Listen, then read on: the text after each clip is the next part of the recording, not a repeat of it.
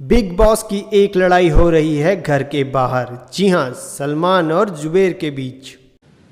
आ रहा हूँ बेटा, मैं तेरे पास आ रहा हूँ। कसम खुदा की, तेरे को कुत्ता नहीं बना दिया ना तो मेरा नाम सलमान खान नहीं। दिखाता हूँ तेरे को मैं क्या करता हूँ। नल्ले डॉन, चुप बैठ और बैठ वहां पर। आ रहा हूँ तेरे पास। ये जो आउटडेटेड मोहल्ले की भाषा है ना।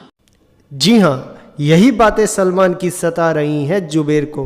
तभी तो जुबेर रोज मीडिया में आकर सलमान को कोसना नहीं छोड़ते। वाला हाँ, तू शर्ट उतार के नाचता है तो तेरे को किसी ने बोला कि शर्ट उतार के नाच? मैं एजाज खान नहीं हूँ, मैं विवेक ओबराय नहीं हूँ जिनको तू कुछ भी बोल लेगा। मैं तेरी आखिर तक तेरी बजाते रहूंगा, मैं तेरी बजाऊंगा। तू मेरी रिपोर्ट निकाल रहा ना, तेरी रिपोर्ट तो बचपन से। जुबेर ने नया इल्ज़ाम लगाया है सलमान पर कि वो उन्हें दाऊद से मरवाना चाहते हैं। जुबेर ने यह भी कहा है कि दाऊद से उन्हें रोज़ मौत की धमकियां मिल रही हैं।